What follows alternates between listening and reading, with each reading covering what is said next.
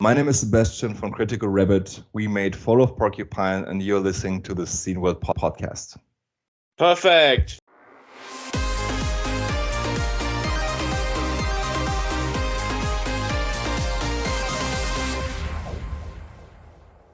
Hey, it's the Scene World podcast. I'm me. He's him. This is this. So we're doing it again.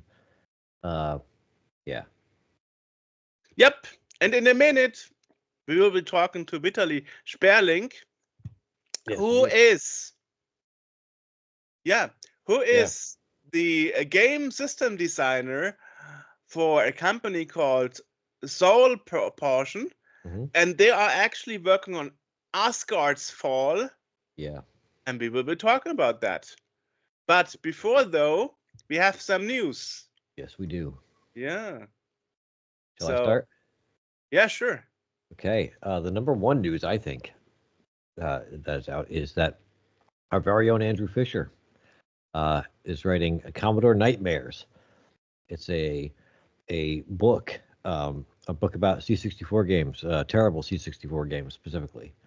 And they had a Kickstarter in which they were, I think, hoping to raise. Let me take a look. Yeah. What's that? Yeah. It only lasted like 6 days. Ooh. And it was they were looking to get £6,000 British, and they ended up getting over 25,000 in 6 days. Wow. Yeah. So I mean, that was funded in a minute. They had a stretch campaign of £22,000, and if they matched that, then they were going to add 40 pages to the book, and they passed that pretty easily. That explains why I missed it. 6 days? Ooh, yeah. That's short. Yeah, it was very quick. But of course, it means it will be released after that, I hope. Yes. It said, let me see if I can see where. Let's see. FAQ. Oh, there's nothing yet.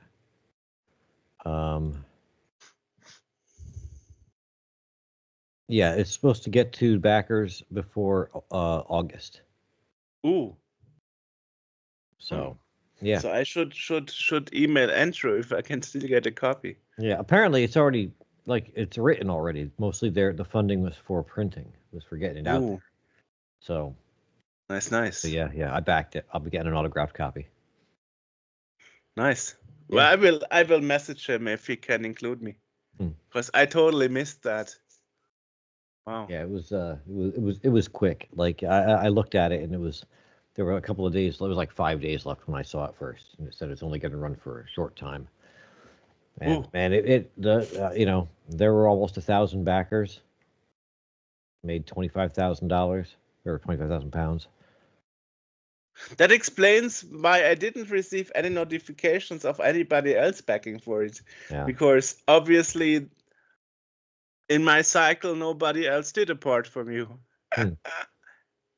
It's just weird because I'm friends with a lot of retro people on Kickstarter, but I guess they missed it too. I guess so, yeah. Ooh. Okay. Well, so people should check that out. Yeah, that'll be coming out pretty soon. That is going to be released by Fusion Retro Books. Chris. Yeah. Nice. Yeah, nice. Chris Wilkins. Nice. So nice guy. Nice guy. Yeah, so that'll be coming out soon. Also, awesome. The X 2024 demo party was held in Sommeren in the Netherlands, and the top demo in the competition was a C64 demo. It was 13 minutes 37 seconds by Fairlight. Well, that's a long one. Yeah. I don't know if that's how long the actual demo is, but yeah, about that long. Yeah.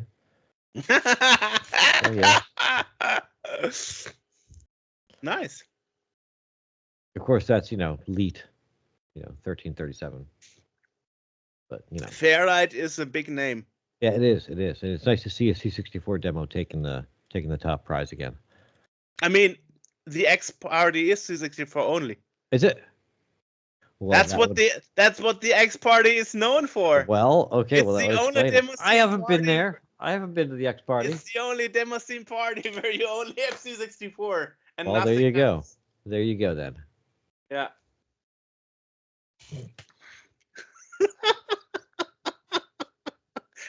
Well, that makes it slightly less impressive, but still, it's a good demo. It's a really good demo. Oh God. Also, check out the second and third place Layers by Finished Gold, Das Boot by Lethargy. There's just a lot of good demos, a lot of stuff. Nice. None of them NTSC fixed. Well, you never know. I always used to, I had my NTSC 64, and I'd always download the PAL demos and see how much I could get through it. And a lot of them, soon it crashes. A lot of them would make it pretty far. Like I remember getting what was the big was it Crestology or something? The big Crest demo back in the 90s. That played pretty good on it. Some things were a little slow, some things were a little bit flickery, but it got probably 3/4 of the way through before it couldn't get to the next page for some reason. You mean fast? Because the demo No, because sometimes it would kind of like stutter up and then it would play super slow because the timing is off. Right, yeah, the timing was yeah. Well, but, I mean, for the most part, it played. For the most part, you could get through it and you could see what was going on. It just was kind of a little off, but it was still impressive, even though some of the things were glitchy. Well, I mean, many people to this day wouldn't even believe that it is a big issue. It is.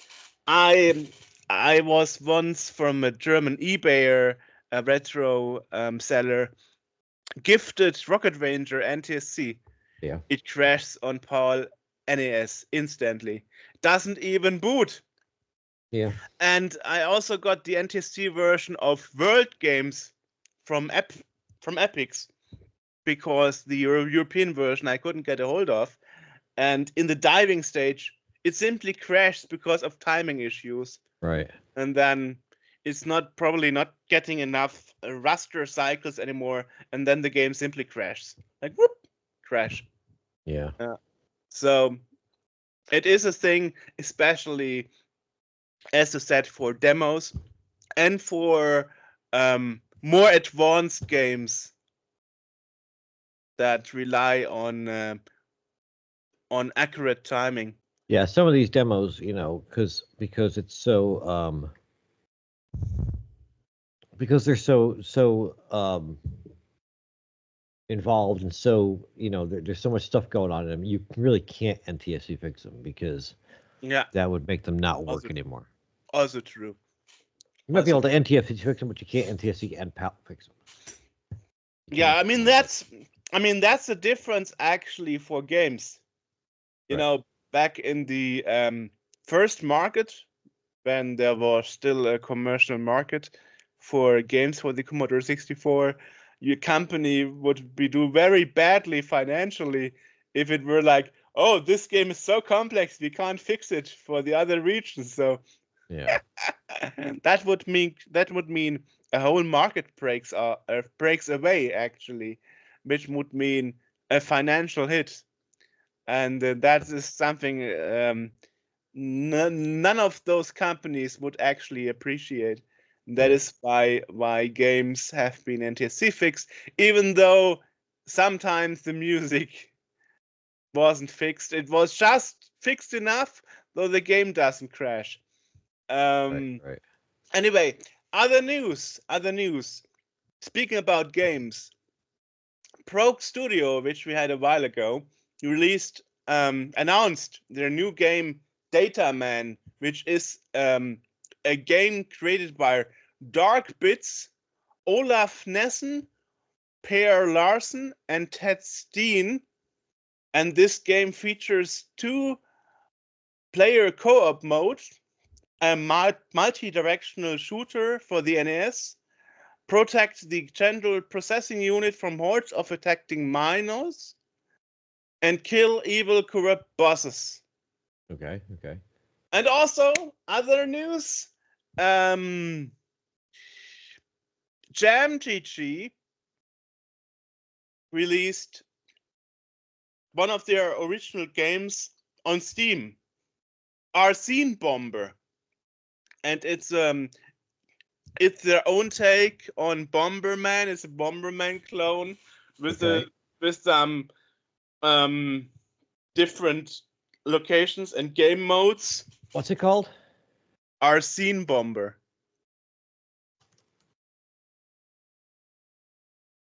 Yep. How do you spell that first part? Arsene.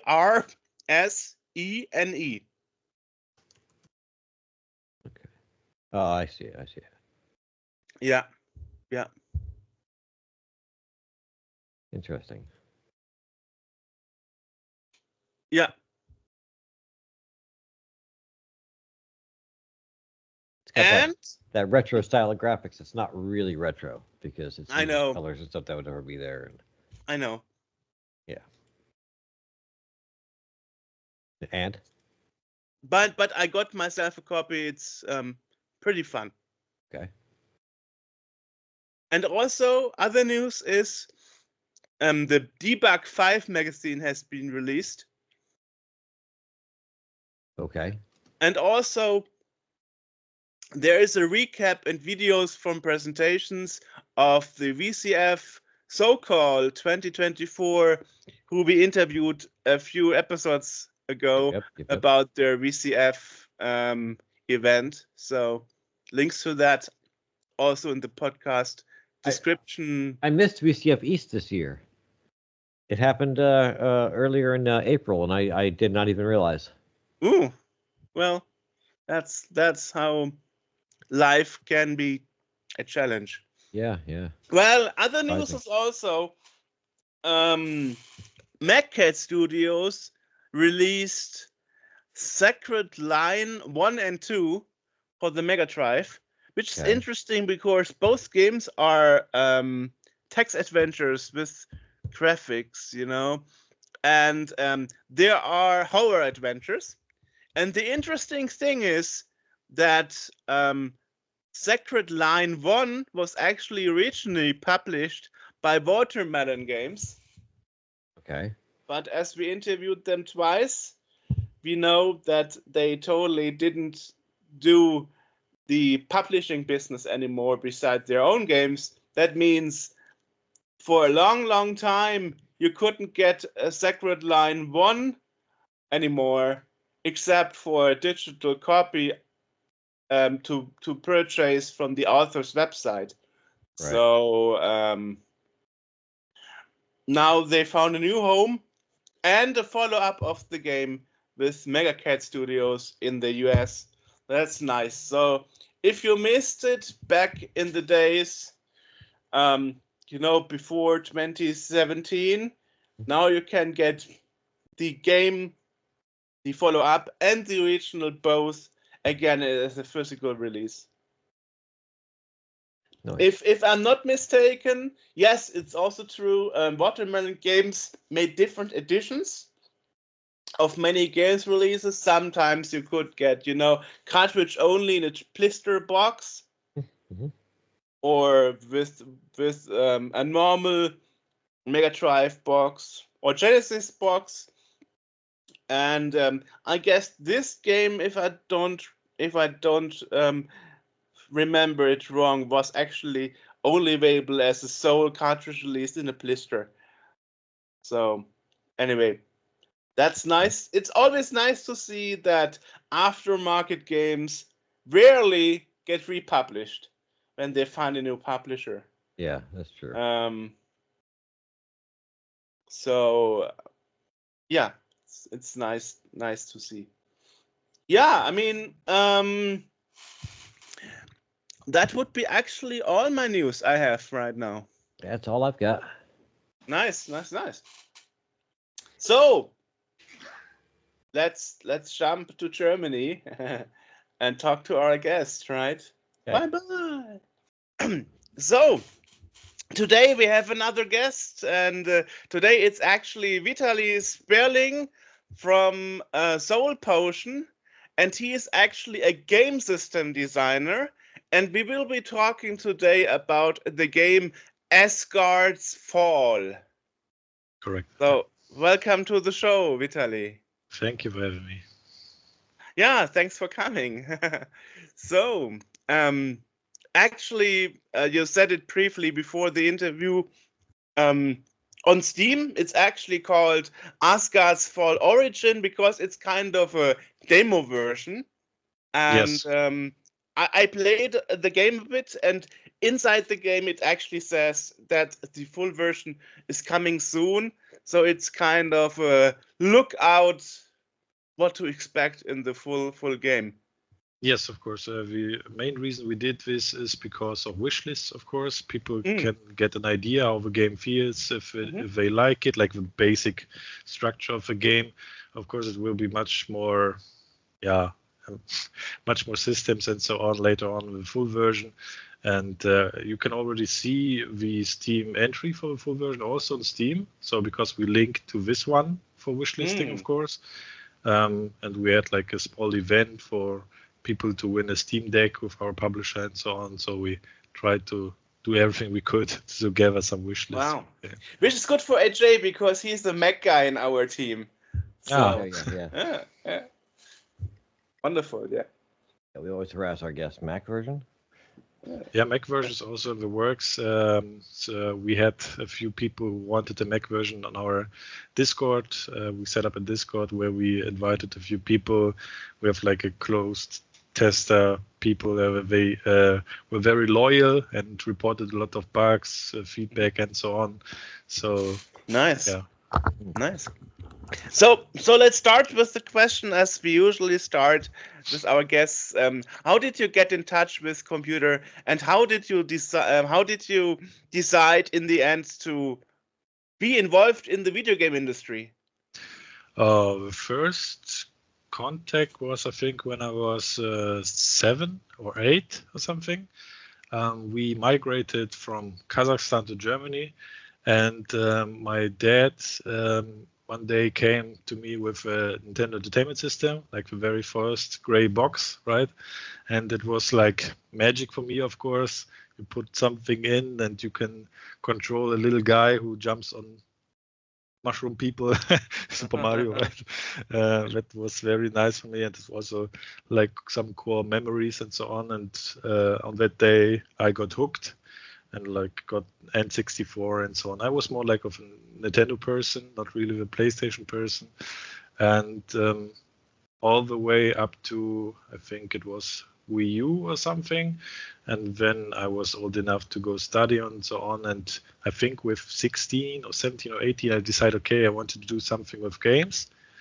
I looked for a university which provided that, but at that time in Germany, you didn't really have much choice, especially if you don't have enough money to pay for the studies and so on, because in Germany it was all private and you had to pay, I think it was like something like 600 euros per month to attend. And that was a lot of money, especially for my family. We are not rich or something. And then I took a look around and found by coincidence over my cousin. He told me, okay, here in our city they offer something called computer visualistics and design, and in this study you could focus yourself on game design later on. And I started doing that, and I think in the second or third semester I informed myself a little bit more about the gaming industry and so on, and I heard not a lot of good things, right? Yeah, Hire and Fire, you mean, and stuff. Yeah, something like that. Yes, but it wasn't that bad at that time. But especially stuff like salary or long working hours, bad working conditions, something like that. Yes, all this stuff. And I'm a very family-focused person. And then I decided, maybe not, maybe sometime later or something. And then I did something called UX design. I don't know if you people know what it is. Oh, yes. User experience. Yes, user experience design. So it's more like graphical user interface design and stuff. Yeah. GUI design. Yes, yes, that's right. And I thought it was very interesting because it was based on a lot of data. So you gather data from users and so on, and according to that, you design something. It's not like you sit in a cell somewhere and design something and you don't know any data. And that was a very logic thing for me, and I liked it very much. And then I started doing that, and on sometime, I think it was 2019, I started work. Then I changed again. Now I'm like product owner. It's a role in Scrum. I don't know if you heard of it. Oh yes. Yeah, it's like you're like the people lead of a small Scrum team and design a product more or less. And through my hobby, like gaming still is my hobby, I got to know Max, like the owner of Soul Potion. And by coincidence also, I talked to him about like his hobbies and so on Discord, and he told me that he is currently studying game design and so on. And I was like, well, what? Really? I was completely focused. Okay, tell me more, because I didn't have a chance to do it and so on. And then I think after 2 years or something, knowing him, I proposed to him, hey, let's do a small project together just for fun, just to get something for your resume later on, something like that. But we never thought it will be that big, to be honest.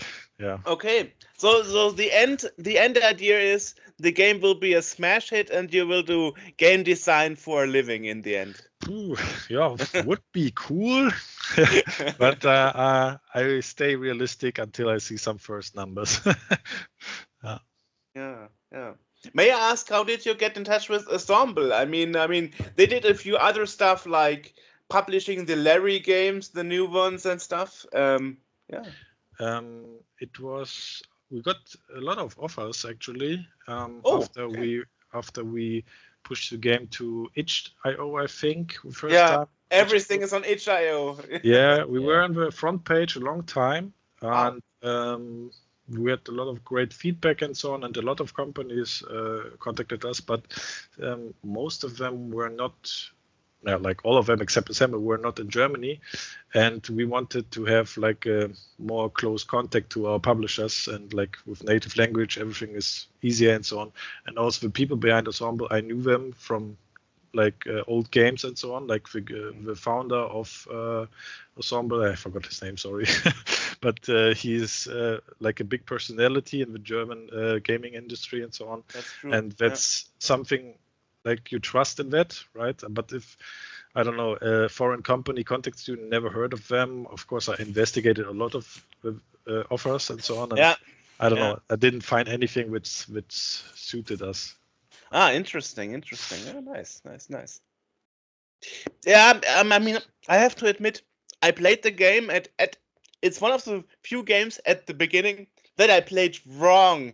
I actually thought it would be more like a defend yourself game, and then I figured out I was losing all the time, and then I was like, oh no, you have to actually run around and try to shoot as many people as possible and so on, and it's you actually have to constant be on the move to not be attacked, and that's like I figured you don't have much time to think about a strategy. It's more like react. Yeah, it's if you maybe just explain where the idea came from. Of course, some of you know Vampire Survivors, which I think released 2 years ago or something, and it was a little bit of a small revolution because it's a game with not very good graphics or something. I think the creator just bought a lot of asset packs, put them together into a game, and that's it.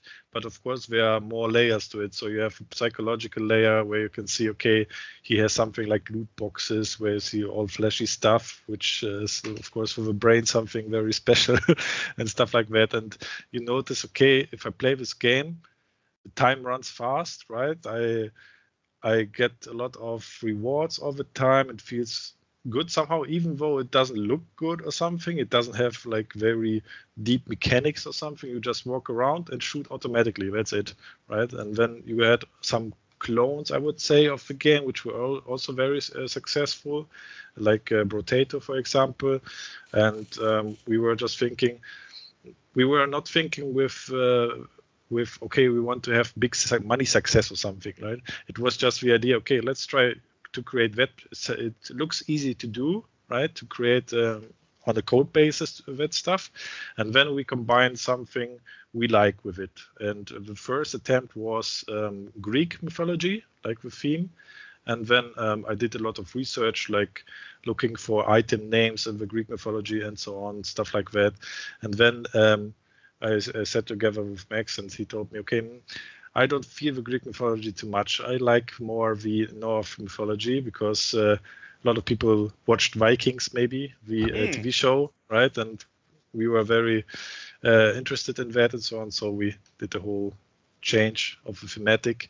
But in the end, we gave a lot of feedback on the game, because you start, and some people didn't even know they could dodge, for example, right?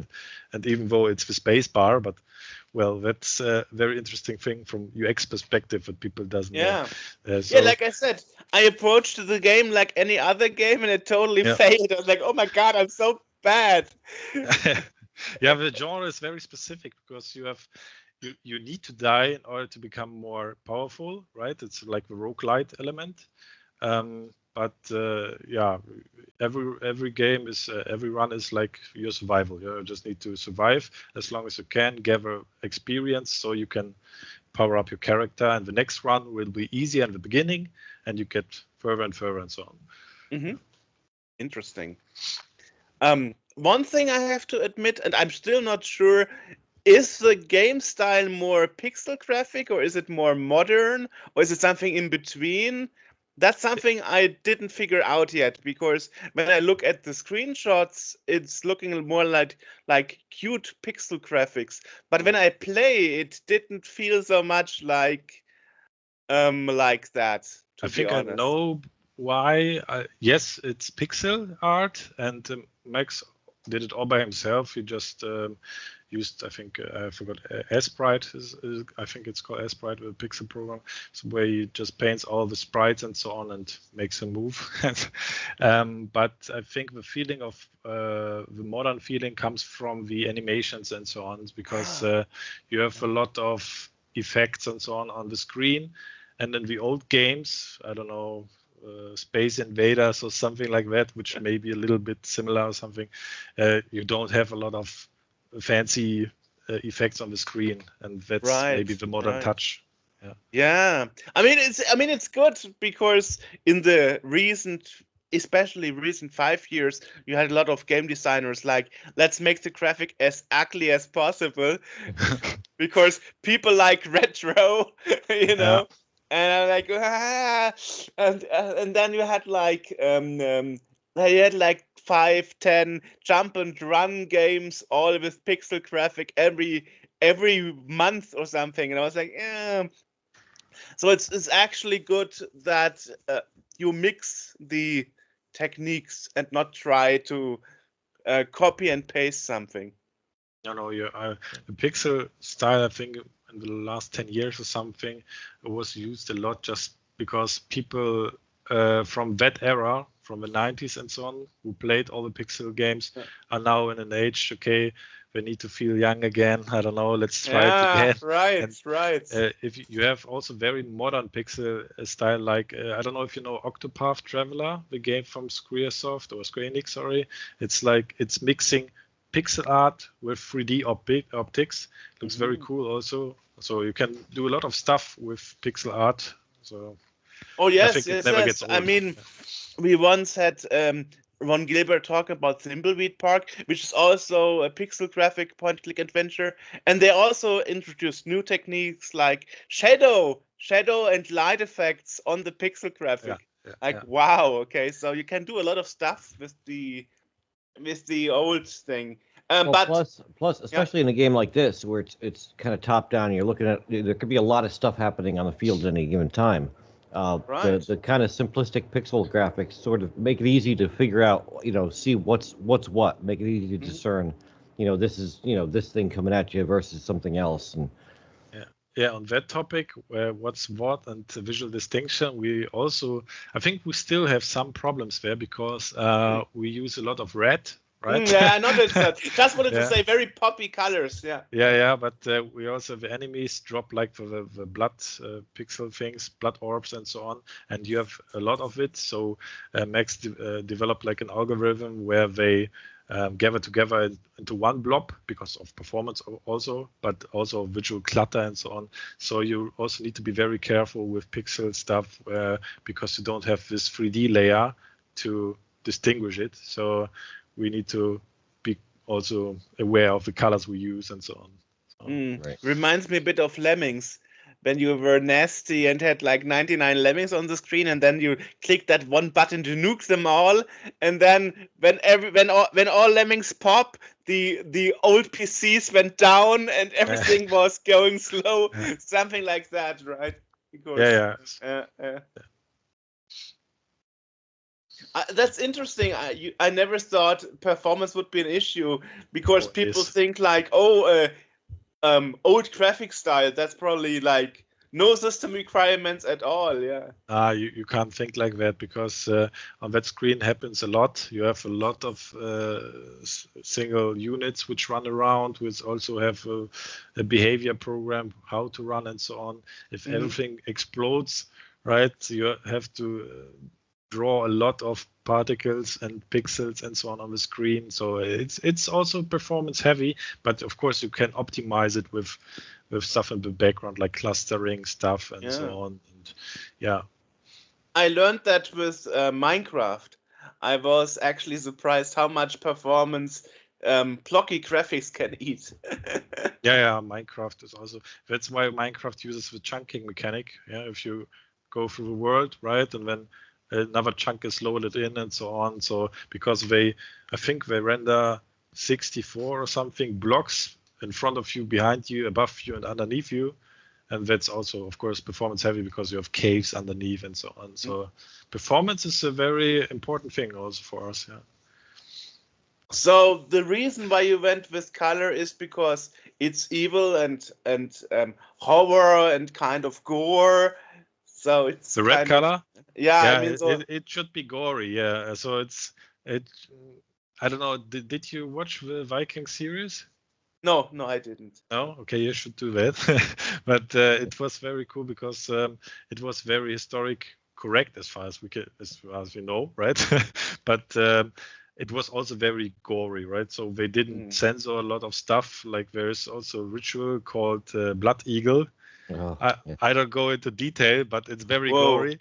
And we also have like thought about having a skill like that, a skill point like that, and so on. That's why we wanted to have it cute pixel, but with gory elements and so on. I don't know if later on we implement something like dismemberment of enemies or something.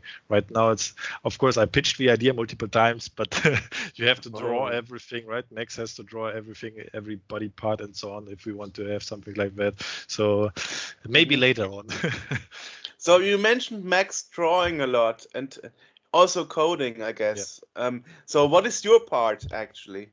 We sit together, and he sometimes struggles with like ideas for skills, ideas for general systems. Like, for example, we have a skill tree in the game, which was initially my idea, because the other games, survivor likes, I call them, right, like Vampire Survivors and so on, they don't have that persistent element like a skill tree, which you could maybe change. Also, an idea in the early stages was something like, okay, we have a big skill tree and we would like to export the skill tree so other users in the community can also import it into their game. Interesting. And share builds like that, for example.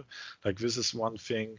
And like all the systems which you currently see are like mostly out of my head, of course, with refinement from Max and so on. And this is basically the idea. So also I'm also like a motivational factor for Max, because it's very difficult as a solo dev to keep on working, right? To finish something. I know it from also my own experience. I tried a lot of stuff in my free time with game development, right? I started very motivated, 2 weeks. Let's learn Unity. Let's do my first, I don't know, side scroller or something.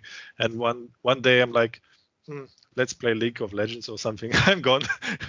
So it's very difficult to stay motivated, and it helps to have someone who pushes you, right? Right. Yeah. But I mean, as you are also on Steam, isn't the Steam community pushing already? I mean, when I look at the Steam community and all these coming soon games, and everybody is like, "Oh no, not another coming soon game." Early access has a very contradicting picture in the community, because on the one side, the general idea of early access was to gather user feedback and change systems on the drawing board, not patch them later on or something, like shape the game with your community. This was the basic idea.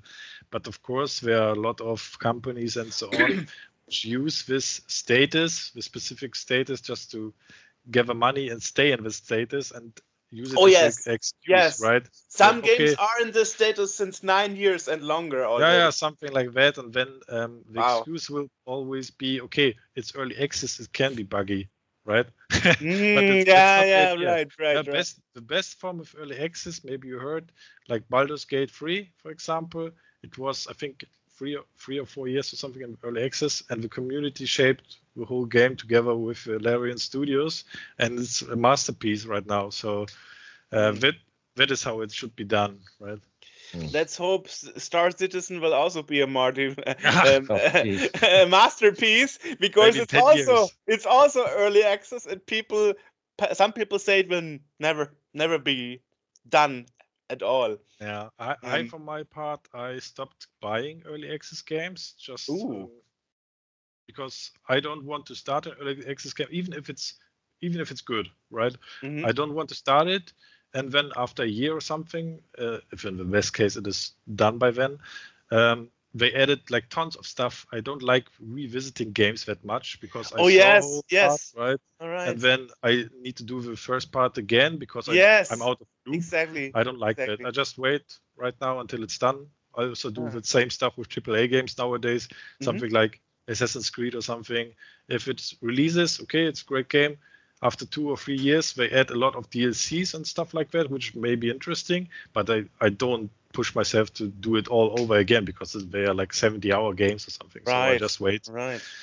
Doesn't run away. So that's interesting. Is that the reason why you made a totally separated entry and called it Origins instead of making it Asgard's Fall and then just making a button saying demo, like most people do? To be honest, it was a suggestion from our publisher to do it like that, because they in the past they had experience with that. Also, there are like other games who did it like that. I don't know any off the top of my head, but it was successful for them. So we figured, okay, why don't we do this? So I don't know about the technicalities with Steam, with the demo stuff and so on. I think, I know why. We used the Unity engine for the demo, and for the full release we used the Game Maker engine. And I think you couldn't put both versions in one branch in Steam. That was I think, the problem. So I'm not sure. Don't quote me on that, but I think that was the topic there. Yeah. I mean, it's also helping because the way you advertise it, you say it's free play, it's a free game, but then in the end you are like, okay, if you want to experience more of that, wait till we release the final version. And I guess once the final version is out, you can make the Origins release obsolete, kind of. Yeah. I guess so, because you don't cover, you don't get the progression from the Origin stuff, because the game will be a lot of different systems and so on. Maybe the systems you see now in the demo are not really in the final version anymore, or in another shape. So we don't give the people all the progress they did there. It's just for a general idea. People like survivor likes. They give us like feedback. For example, we have a lot of great feedback also on Steam, on different pages and so on. So we have a lot of work in front of us to make it better. But in the end, it's about having an identity, right? Because we didn't want to copy paste. Of course, we could just take Vampire Survivors, put a skin on it, and ship it, right? and then hope for the best. But hope not to be sued in any way. No. A lot of people do that stuff. I think I watched a YouTube video on someone who earns a good amount of money just by reskinning. How is it called? Vier gewinnt on English. Connect 4. Yeah, this one with like autumn theme or like Halloween theme. I don't know, Christmas theme. Right. Or Monopoly is also a classic example. But for that you need a license. Yeah, but yeah, that is more like in the board game area where you have like tons of board game versions of Monopoly. Yeah. I get your idea. Yeah. Well, as I said, first time I played it totally wrong because I'm obviously not experienced in the survival genre. So yeah, wonderful. Yeah, but I see you have achievements regardless in Steam because I got an achievement saying take your time, spend more than a minute in the level up menu. So, yeah, of course, achievements will also be part of like every Steam game has to have achievements, right? So a lot of people collect them. I remember back in the day when they first came, I think it was Xbox who did it first, or Microsoft in that case, the Xbox 360. And at that time, when I was younger, I was also, digital points which go up. I need that.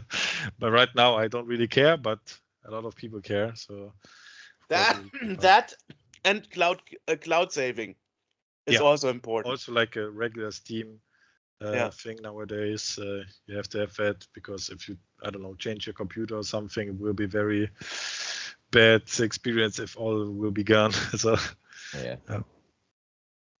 yeah, I mean, you have already a very busy discussion board in your game at Steam, so seems to be very much welcomed by the community, which is nice because especially nowadays, as you said, itch.io and Steam, everybody is on those platforms, so it's kind of difficult to stand out of the crowd.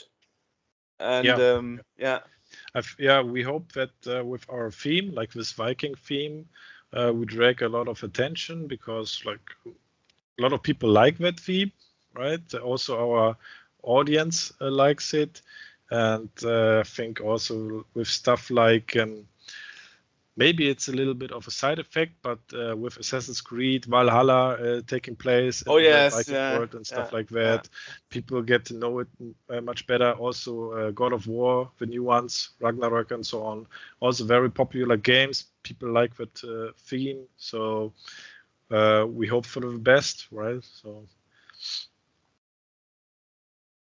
yeah, definitely. Yeah. Awesome. So, any plans for portable consoles like Switch?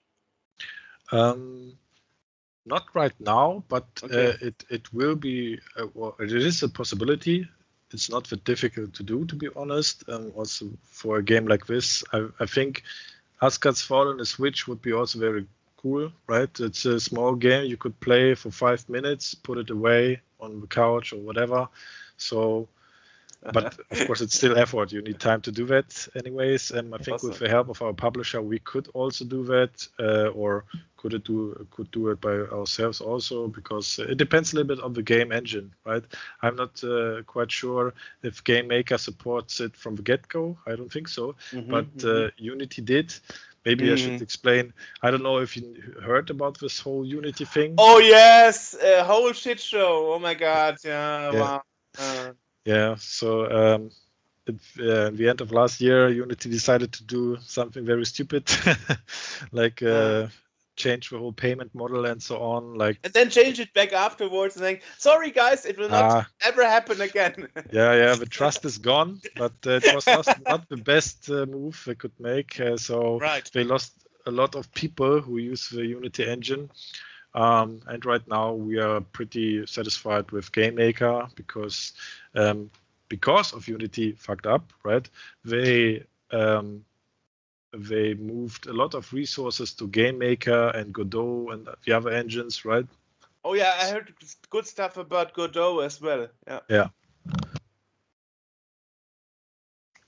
Yeah, but that's our choice engine right now. GameMaker, it's very good for pixel style games, for 2D games, and we have a very good roadmap for the engine. So the only thing is the UI, right? The UI system in GameMaker is not as good as in Unity, but I think they are working on it right now.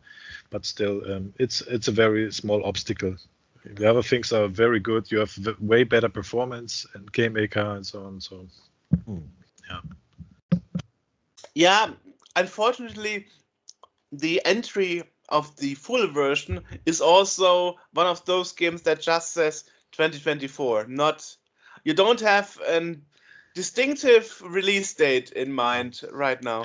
No. Okay. You can't have that because we are not like a very Full big time. company, and also not full time, of course. But if you say something like, I don't know, the 15th of June or something, a lot of people count on it, and then we need to delay, and that's bad news. Blah blah blah. We just want to have that freedom, but we certainly aim for 2024, but more of a later half, right? Right. Before Christmas. We hope so, yeah. Would be great. Because also, while working on Asgard's Fall, Max especially gave it a lot of experience using the engine and so on. And he thinks now back 3 months ago, I could do that much better right now and so on. And he just wants to start a new project, right? And I need to remind him, let's finish that one first, because we just need to finish it, and then it will be done and so on. Then we can put all our gathered experience from the last 2 years or something. No, wait a second. 1 year. I mean, you don't want to end up like Duke Nukem Forever that took 14 years to complete because they were changing the engine 3 times. Like, woo! Yeah, but that should be because I think we don't really have this patience to develop something for that long. It doesn't make any sense because, we have also lives. we don't want to do it for 13 years or something. Awesome. And it will be a smaller project next time because we underestimated it a little bit, especially in regards of balancing and so on.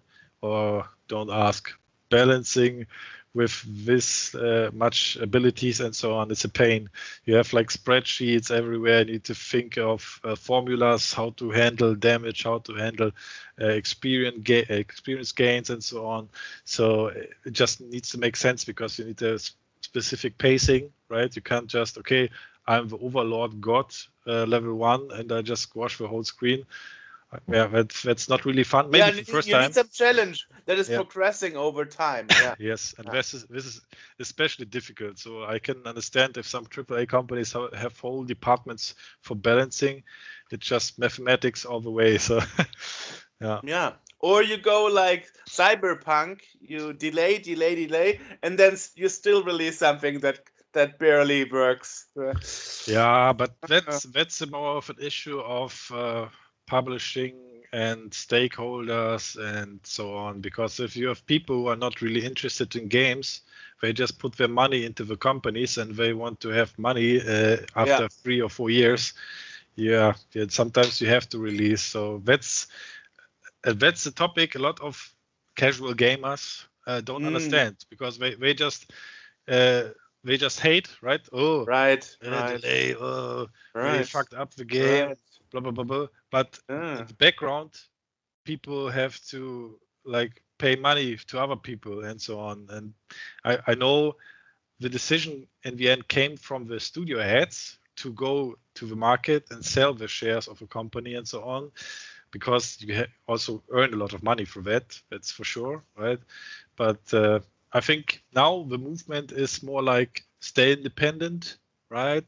Be your own chef and just try to have a wholesome community and stuff like that. I don't know if you heard of the III incentive. I think it was there was something like a presentation last week or something where tons of indie developers put together like a show, I think 1 hour or something, only with game trailers for indie games, right? Because they don't really want to have a big publisher behind them, AAA, Ubisoft stuff and so on, only focus on indie games. A lot of people lost their trust in AAA development or quadruple A. I don't know if you heard Skull and Bones from Ubisoft. Oh yes! Whoa! Yeah, that's actually wow. Yeah. Yeah. Also, these games are getting more expensive, right? 80 euros, 90 euros, and so on. And I can also understand that because the development is also expensive with actors, motion capture, and so on. It's like a Hollywood production nowadays. Also, it's not even the only example. I mean, especially for Germans, you probably heard about the Siedler, which is in English the Settlers. And Ubisoft was totally not listening to their fans and going in the wrong direction with the game, then totally stopping releasing the game just to pause it a year, change a few things, and then release it anyway. And it still turned out not very good. Yeah, I think the initial founder of the Settler Games, he did his own thing.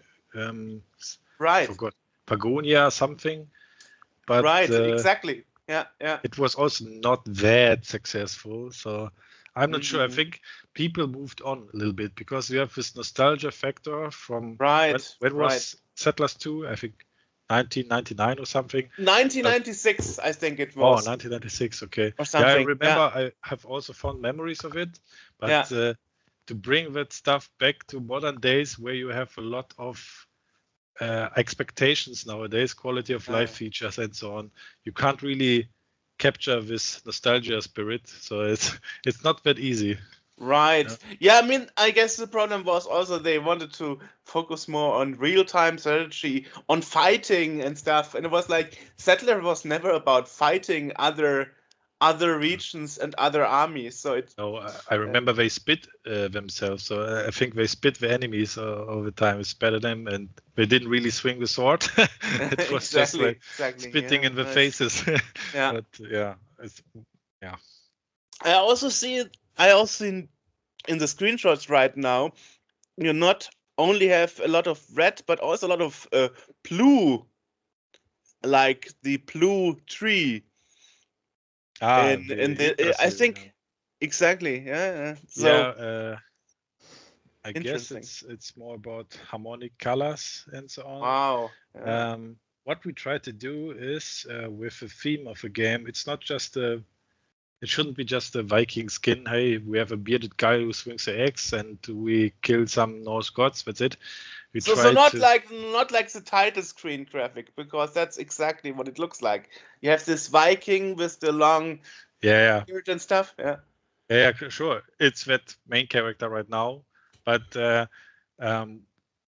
what I try is naming the skills in a way that is also like in the mythology somewhere connected to something, right? If you have, for example, an ice skill, I call it, for example, Ymir's breath. Like Ymir is the ice giant who created the world in Norse mythology and so on. So it's always connected to some mythological facts. I call them quotes, right? Wow. So also later on you will have the different realms, right?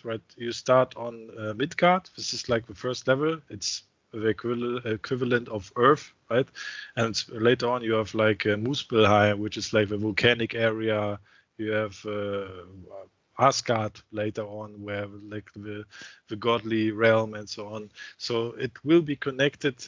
There's a little bit of something for like the mythological fans, right? For the Norse mythology fans, I think it will be very cool. You have like the world tree Yggdrasil, which is like our menu, right? And so on. So yeah, we try to figure that out. Wonderful. Yes. Wonderful. So can you tell us a bit about what you plan more for the final game that can't be seen in the demo, if it's not a secret, of course? No, I can tell you some things. So We are working, of course, more on the skill trees. For now, in the demo version, you have like one whole skill tree, a physical one. We have also like one for the fire skills, the ice skills, like utility skills and so on, which were just partly there, right?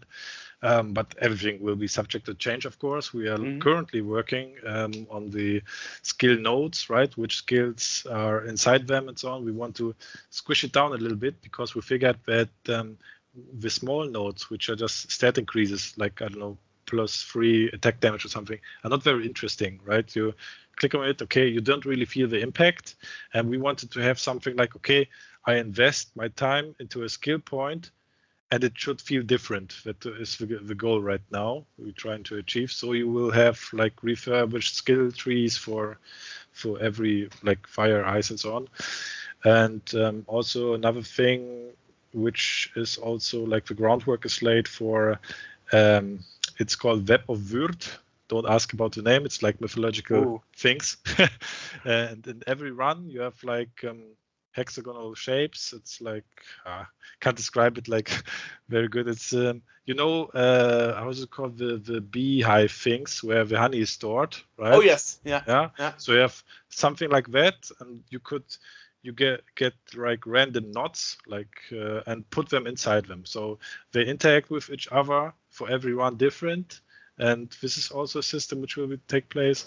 Also, we implement resources. So you gather resources in the runs, for example, something like fire essence, right? And with fire essence, you could unlock fire skill nodes for your skill tree, something like that. So you can farm that resources in the different runs and craft your skill trees like that. And also we want to make the map a little bit bigger, because right now it's very condensed on one space. And we just figured, okay, it's not that interesting to run in a circle all the time, because this is what you do in the end right now. It's the best strategy because of the enemy AI. They just follow you. They are not very smart, right? They don't circle around or something. Yeah. That's why you could just run in a circle and easy does it, right? But we want to make it a little bit bigger, more lively, maybe put some objectives on the map and so on to do something. Later on, we also want to have multiple characters, like to have different characters which behave in a different way, like a berserker, which is, I don't know, very fast but gets or is dealt more damage or something like that. Just random ideas, but different characters. Where you actually make the bridge to retro gaming again, because there was a game called Berserk in the 80s. Oh, I don't know that one. Or maybe I know it. I'm not sure. It was actually famous because it had digital samples speech in it. Ah, cool. I didn't know that. What we else want to have is like a weapon forging system, where you could you have, for example, your axe or sword, as with Viking on the title screen, right? And you could put different runes in it, right? And it would behave different, because we figured the basic ability, if you start the game, you just swing a sword, right? And it feels obsolete after 2 minutes, because you have melee weapons. Everybody avoids them. Yes, because you just shoot fire and lightning and ice and so on. Why should you swing the sword, right? And we figured, okay, we need to give it more impact, and that's why we thought about like a weapon forging system where you could put runes in it. So maybe if you swing the sword, you would fire something else or something, or you have a wider swing or whatever, right? Additional effects. We also thought of an idea, why don't we get rid of a sword? But that's a little bit weird, because a Viking which is just hauling magic here and there feels not that sound. So that's why, okay, we still need this weapon, and let's think about the system we could implement with that. I think I forget some things which will come also, but of course you would have the 9 realms, right? Which is footed in the Norse mythology and so on. Boss fights, you have one boss fight already in the demo, but it's just a demo boss fight. Doesn't really fit the theme in Midgard and so on. We tried something out to make something a little bit more interesting or something. But in the end, it will be something different, I guess.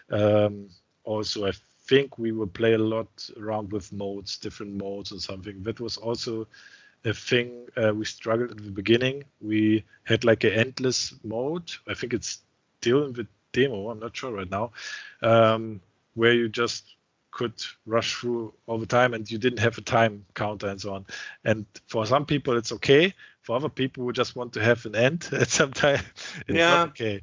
So yeah, I think as a game designer you also have to be careful. I remember like 5 years ago when we were invited to product presentations, every game, even fighting games and so on, had story modes. Yeah, you had like Street Fighter clones. And like, we are a fighting RPG because it has a story mode, but in the end, it's just a fighting game. And Street Fighter, the newest one has it also. I know. They did it by themselves. I think some people like it. I guess mostly the casual people like it. For games like this, for Street Fighter, it's very difficult to gather new audiences because Street Fighter is a complex game at its heart. You have to memorize all the combos and so on. And people don't want to invest the time to do that. That's why they thought of alternative control scheme, for example. I don't know if you played Super Smash Brothers. This is like I didn't, but I played Tekken, and Tekken when you play the first Tekken game, they actually ask you, do you want to get the easy mode for controlling, where the AI helps you to execute the combos for the special moves and attacks and stuff. But it's, for example, in Super Smash Bros. You have a free-flowing combat system where you could just you have like the A button to do a basic attack and all the directional inputs and so on, and you could combo yourself. You don't need to memorize up, down, left, right, A, and when I do something, you just do it.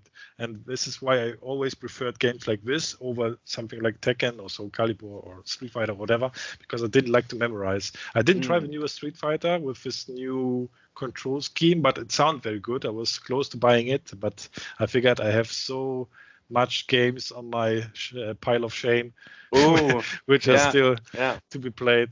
I also never finish games. I'm also not a person to finish games. It's very difficult, especially if you are an adult. You have a lot of money, but not a lot of time. Right. Yeah, you mentioned you mentioned leveling up and skill system and so on. I think you also have to be careful to not make it too complex, because many games have like an upgrade and skill leveling system. And I remember at the moment I'm also playing a lot of RoboCop Rogue City, and I was like, are you kidding me? Full screen of decisions of how to combinate, how to make combos of different skills, and sometimes the different skill combinations even cause other skills to go weaker, so go negative and stuff. So I think you have to be very careful there to not make it too complicated. I also thought about that, because if you have a lot of systems which don't really interlace that good with each other, you would run into problems, because you have to have a specific synergy with the system, so it draws a whole picture. But I think we will listen to a lot of feedback if that stuff comes out and adapt according to it. That's like, because I would like to have more than less, right? And then I could just cut down the more, right? I have a lot of options you can choose from, and people say, okay, I like that much, but not that one. So I can say, okay, we get rid of that one. Maybe we enhance the other one. But if you only have one system, people will be, okay, that sucks, right? Or there will be, okay, you could add that, and that, like tons of ideas, and it will become very difficult to pick something. So, let's see how it turns out when it comes out. Awesome. Yeah. Where can people go to find out about this? Asgard's Fall. Yeah, we have currently a website making. Let me see if it's already online. Also, you could just go onto Steam, type in Asgard's Fall, and you are set. When you can take a look at the game, the community up, see what people think about it. I think right now it sits at, let me check, very positive. Whoa. Whoa, yeah. Yeah, it's very positive. I think we have like over 20,000 wish lists right now, which is very good. Yes, we are very surprised about it. Yeah, you have to imagine we are like two boys just playing video games when we decide, hey, let's do something fun. Okay, and yeah, it turns out like that. Big publisher contacts us. We were like, oh, flabbergasted. Well, what should we do? Of course, I checked everything. Okay, how to behave, what to think of when you talk with publishers, because for gamers, you hear a publisher, you associate some bad people behind it because they're like only money making machines or something like that, right? Yeah, it actually depends. I mean, I was doing once an interview with Francisco Gonzalez, which is actually known in the indie scene for his adventure games, and he actually, despite he is American, he went as with a publisher with Heidelberg Applications, and it was like, why are you going with a German publisher? And he said, like, in the interview, like, yeah, because I like their way of handling the publishing and giving me the freedom of making my games the way I want them to be and stuff. So that was also a thing we held in high regard with Assemble. They offered us like multiple modes, right? For example, they could pay us a salary to work full time on it and so on. But that would mean less flexibility for us, because when we need to commit for it right to full time and you have a proper milestone plan and so on, it will be a little bit more stressful. So we said, okay, we want to do it in our own pace. We don't need any of your money. You don't need to invest anything. You just need to do the PR work and so on, like organize some events, stuff like that. Or this interview and stuff, yeah. For example, right. And that's the thing they do, and turns out it works pretty fine, I guess. Wonderful, yeah. It's interesting because in the email before this interview is that you don't know if we actually can make an hour, and now we spoke about it an hour and 4 minutes, so we made it. Woo, normally achievement unlocked. Yes. Normally I'm used to like a structured interview. You have like a set of questions, right, and you just answer them and it's pretty much done, but we are just free flowing. We are just talking. That's the way we are doing it. Yeah. I sent you a link here for the website. You can take a look. Awesome. Yeah, we will put that in the podcast description, of course. Also, you can see the logo of a company on the web page. So awesome. Yeah. Wonderful. Yeah, I mean, it will be since the last episode of April will be released tomorrow because it's the last day of April. This interview will actually be pretty early in May, so it's actually perfect timing. So then I can cringe on my voice. I think it's a long time ago that I heard my own voice on an external media somewhere. But let's see about that. Wonderful. Yeah. Anything from your side, AJ? Nope, I'm good. Wonderful. Yeah, this went butter smooth. Yeah. I think so. Yeah. I did my best. I thought I was a little bit rusty with my English skills, my spoken language skills. But no problem at all. That's our number one task to convince our guests the English is fine. Yeah. So you have to say it. Okay. Sometimes. Yeah, it depends. Yeah. I mean, we had a few cases like where one person was like, "We can only do the interview when my family is not in the house because I don't want anybody else to listen to my English." I was like, "Okay." Nah, I just closed my door. That's it.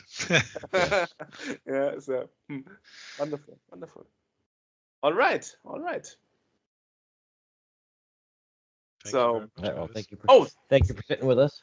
Awesome. It was fun. Yeah. So I will let you know when we release this, of course, and I will also let Ensemble know. So right, and then let's see what the audience thinks of this interview. But it was very interesting to hear the perspective of somebody who does this as a hobby, as an entry point in the video game industry.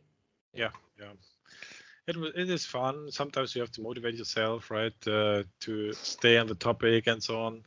We are organized with Notion. I don't know if you heard it. It's a very cool website where you can organize projects and so on. It's free. Is it a bit like Trello? Yes, it's a little bit like Trello, but I think it's more capable and also free. I was very surprised that stuff is free. I was like, what? Why don't you want money for that? Because in my professional life, I use Jira, Confluence, and so on. So oh yes, all that me stuff, too. right? Me too. Because it's like very expensive. Oh right? my god, yeah. Yeah, but that stuff is just for free, and I was like, what? Okay, I take it. Yeah. Awesome. So, thanks a lot. So was this your first interview? Because you mentioned during the interview you don't listen to your own voice a lot. Yes, it was my first interview. For this project, I did like some fewer ones, I don't know, years ago for other stuff, right? Wow. But that's some time ago. But maybe this interview stuff will happen much more in the future. Who knows? Yeah. We will also be on the Gamescom in August. We also nice. Maybe we see each other. Yeah, of course. So sure. yeah, we wanted to have like a small place where we could present the game and talk to other developers and so on. Awesome. Yeah. I will talk to Ensemble if we can make a follow-up appointment, perhaps. Yeah. Maybe after it's released. Yeah. We will be at Gamescom with our Disc Mag.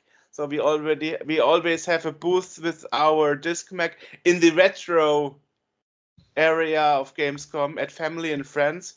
And that is why we are at Gamescom. And then it was like, wow, if we already present our Disc Mag, why don't we make appointments in the business area as well, and then talk to all the publishers, and what they have coming up, That's the best opportunity, I think, in Gamescom. So if you see a 2 meter tall red-haired guy, it's me. So, wow. Okay. So I have to look up to you then. Yes. I think I will be one of the biggest guys there, but wow, easier to find. Awesome. So thanks a lot, and I could say already Germany good night. Yeah. Right. Almost. It's getting late. Little bit of gaming to do for me, but I need to do research. Research. Right. Viking mythology. Research and stuff. For example, awesome. I play Valhalla, Assassin's Creed Valhalla, so it's awesome. Research. Yeah. Awesome. Thanks a lot. Thank you, guys. Thanks. Have a nice one. Thanks too. Bye-bye. You too. Talk to you then. Bye-bye. Bye.